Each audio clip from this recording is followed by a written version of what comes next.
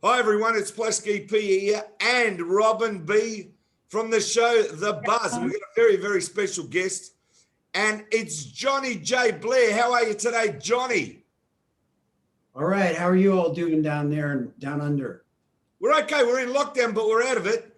Now, I've done a lot of research about you, and you know Robin yourself. She was on the 2011 Monkeys tour.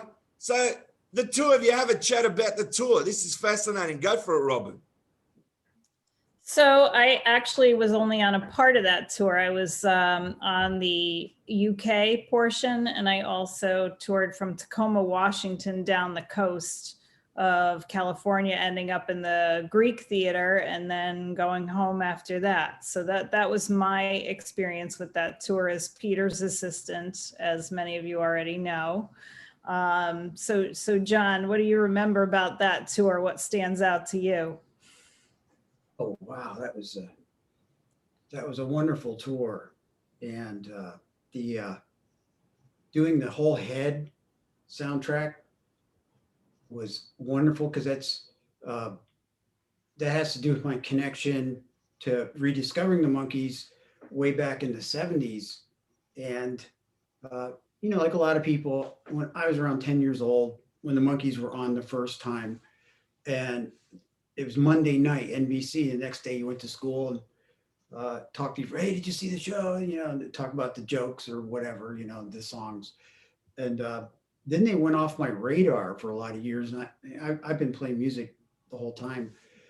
And then in the late 70s, they started showing the Head movie on late night TV.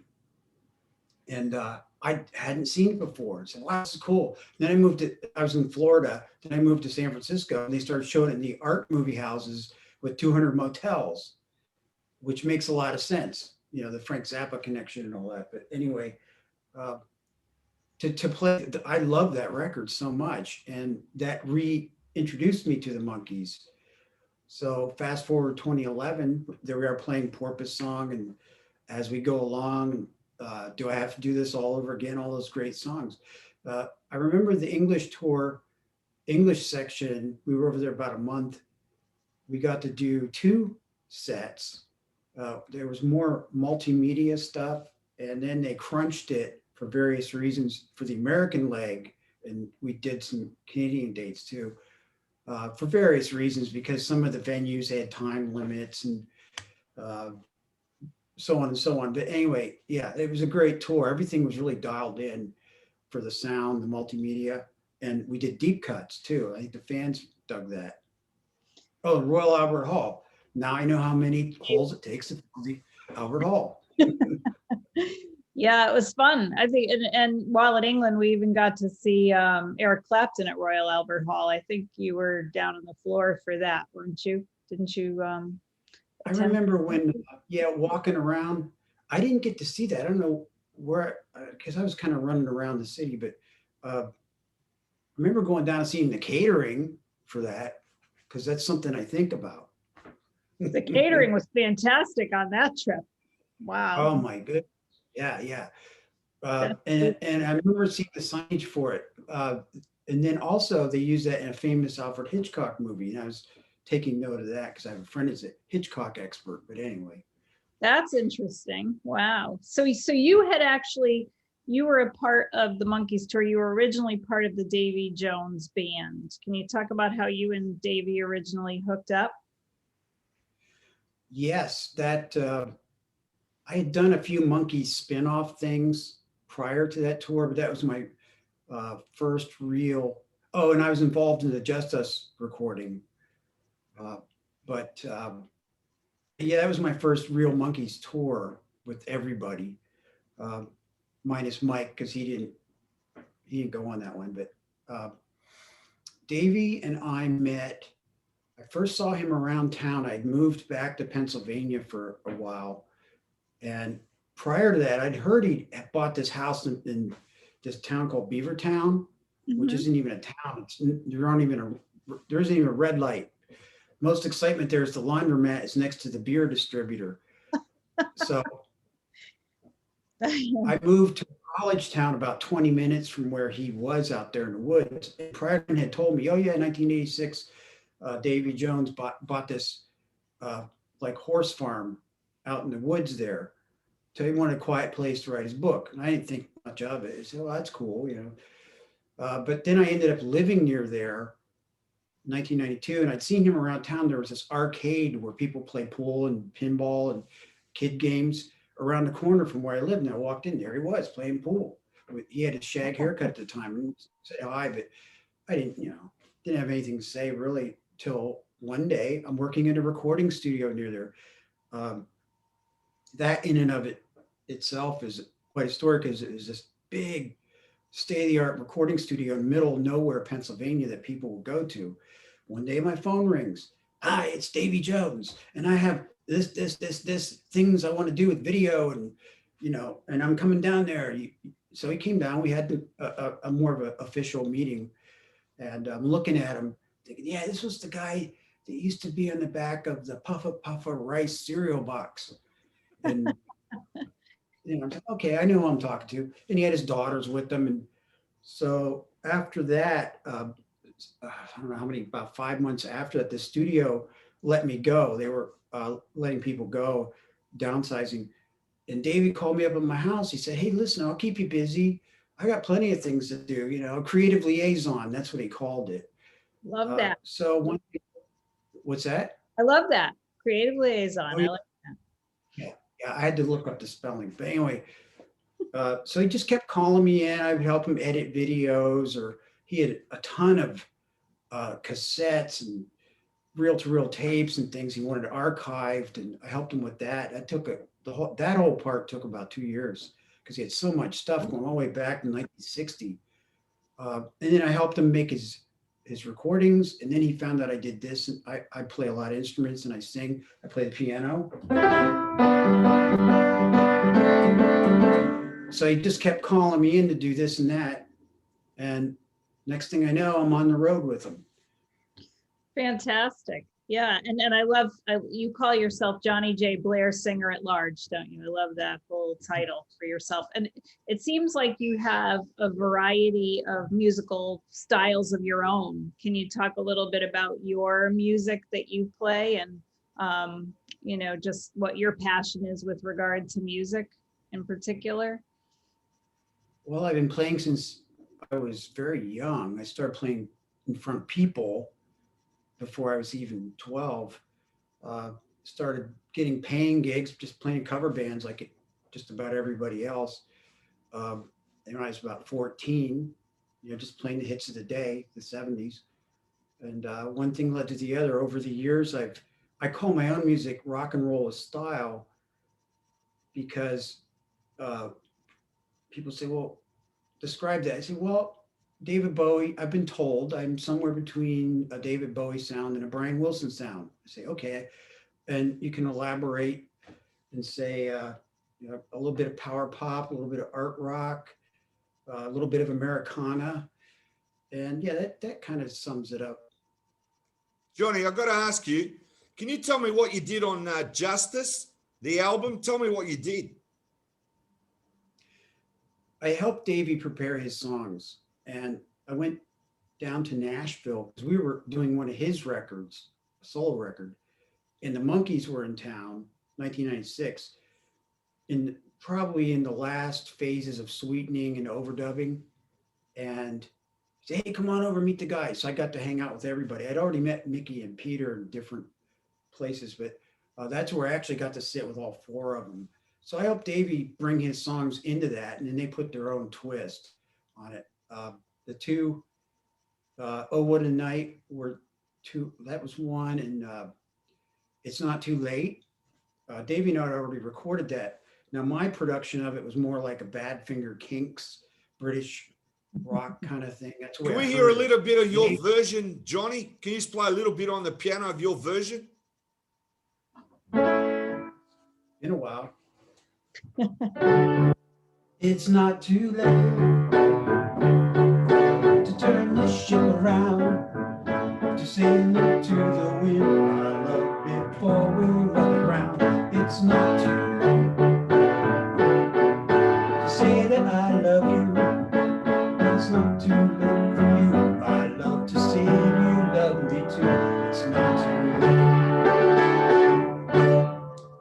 That's great, Johnny. That's fantastic. That's what I wanted to hear. Well done. People are going to love that. Oh, And that's thank you. actually a great song. He really was a good Yeah, songwriter, wasn't he? it's well crafted. It's perfect songcraft, and it was very personal for him. That one, it's a reconciliation song, and then the Monkees transformed it in. I like their version too. It's great. Peter Tork said it should be an anthem, so they kind of put it in a stadium rock kind of sound. Johnny, As you you play a lot of instruments too, don't you? Apart from piano, what else do you play? Most of my sources of employment would be the singing, playing bass, playing keyboards. And after that, I've tried everything with a string. If you look on my records, I played violin, I played guitar, I've done sitar. Yeah, just whatever needed to be done for whatever reason. Necessity, the mother of try this and try that. what have you been doing? I know that this period of time has been pretty tough on all musicians, really. But what do you have in the works during this time? Are you working on some new music? Are you making plans for when we can all get together and watch music live again, which I hope happens really soon? Talk a little bit about that, if you would. Yeah, the pandemic, it's like overnight, 90% of the work disappeared for a lot of people, myself included. Right. But the good news, well, before I go there, I'll say one of the things I've been doing the last few years is playing in assisted living homes for people in various stages of dementia and disability. So they're anywhere from age 40 to 100. And some people, it's, mental decline, but others, it was like stroke or something knocked them into where they needed some care. So I would go in. I've done my own little science reading about how music speaks to the mind and has a healing component. And go in and play mostly old standards. I think the most recent song I played would be Rhinestone Cowboy by Glenn Campbell. But I did Daydream Believer, but mostly the really old standards and cowboy songs, things like that. Boy, I'll tell you, that's been such gratifying work. That pretty much disappeared when the pandemic dropped. Yeah. Other than there's a handful of the places where they can go outside and or they can do the Zoom thing. So I've been That's finding amazing, a few. John. That's wonderful. That's really a great thing to do. I'm sad. Hopefully that will, as maybe the vaccine rolls out, maybe you'll be able to get back to doing some of that. It's just a lovely gesture. That's great. Yeah, it's great on all counts, keeping my voice in shape. And I was doing up to 5 a week for a while there. And so that forced me to learn new tech, to get online. I've been posting every day and finding ways to just work online. And also going back, and I've been finding more of my stuff that I just didn't have time. You're commuting all the time and booking yourself and doing all the business. Didn't have time to learn a lot of this tech. So now I'm on constantly on YouTube, or I have a Patreon page, my website, whatever, putting up music. And I've seen a lot of traffic out of that because I think everybody else is online wearing out their eyeballs like me. And Johnny, so I've got to that's- ask you a story. Can I have a Davey Jones, one of your fondest memories of Davey Jones, and just a short story? Because I'll tell you something. When I first met Davey, I actually wanted to tell him a joke, because when I first saw him, I didn't know his height until you actually see him. So I wanted to go up and say something to him because he had a sense of humor. I was going to say, Davey, you look bigger on TV, but I couldn't do it. Because I love the man so much, I just couldn't say it, Yeah. Well, they used to use that thing on the Monkees. They call it the man maker. It's for short people. They say, bring out the man maker. And he's, oh man, because everyone else, Mickey and Peter are pretty tall, and Mike was tall. So you do a photo shoot and he'd be down there, get the man maker. Yeah, but he would make his share of short jokes, because I remember once we were in a studio recording with Wayne Avers and Jerry Renino and some of those guys. and there was a beam in the studio, and they kept clipping their heads. And Dave said, I just walk through, But the Davey stories, that's like sending me into a library and say, get me a book. Okay, where do you want to start? The A section, the B section. So overall, he was like my big brother. And from there, meaning like if you have siblings, and especially older ones, how some days they're like they got your back. They could be loyal and show you the light, and other days they're kicking you in the butt. And that's kind of how it was with him. And he was kind of a rascal too, unpredictable in a good way, but always having a joke ready, and always giving you a little lesson while he was doing it too. I have a few that I probably won't tell on air, but he has a way of making you laugh. He actually made me turn beet red one time too. So, but what would you say is like an example of a funny little story that you can share, perhaps? Something that make sure that you look back on fondly as a memory. Yeah, well, there's one, I wasn't there, but we were just talking about this. He had a habit at least twice in history of taking off all his clothes in public to protest something. And once it was in an airline, when they're on standby, they can't take off because there's some jam up at air traffic control or whatever it is. And they'll make people sit on the tarmac for 20 minutes. But after about an hour, it gets kind of old, especially when they won't turn on the air conditioning. So he was on a plane with Anita, I think this is 80s. And they wouldn't turn on the air conditioning. He's saying, come on, these people are roasting, come on, this and that. He said, well, sorry, sir, we can't do it. We're waiting to take off. So what did he do? He just took off all his clothes. No one's really paying attention to him. And he put a little magazine over his central parts. And finally, the stewardess comes by and goes, he said, now, will you please turn on the air conditioning? He said, yes, sir. Please put your clothes on. There's children, whatever. But anyway. I guess it worked. That's what I mean by rascal. Yeah, it worked. For sure. Johnny, that's a fantastic story. Now, if you could tell everyone your links, where they can find you on the internet and find your songs. Certainly, yes. One of the best places to look is Bandcamp. So if you go into Bandcamp, Johnny J. Blair, you'll find me. And for Monkees fans, there are some tracks on there that some crossover tracks with Davey. There's a Mike Nesmith cover on there. A lot of stuff that Davey appeared on my music and I'd appear on his music, his projects. So there's all that mixed in there. I have a website, johnnyjblairmusic.com. Please sign the mailing list. And I have a new recording coming out that's on there. It's talking about that.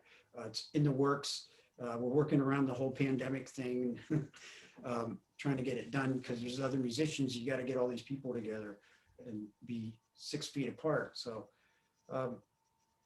also Reverb Nation, SoundCloud. I have a YouTube channel. I just put up 3 new videos this morning, one with Davey in it. And the fans are finding out about it. I started a new channel not long ago.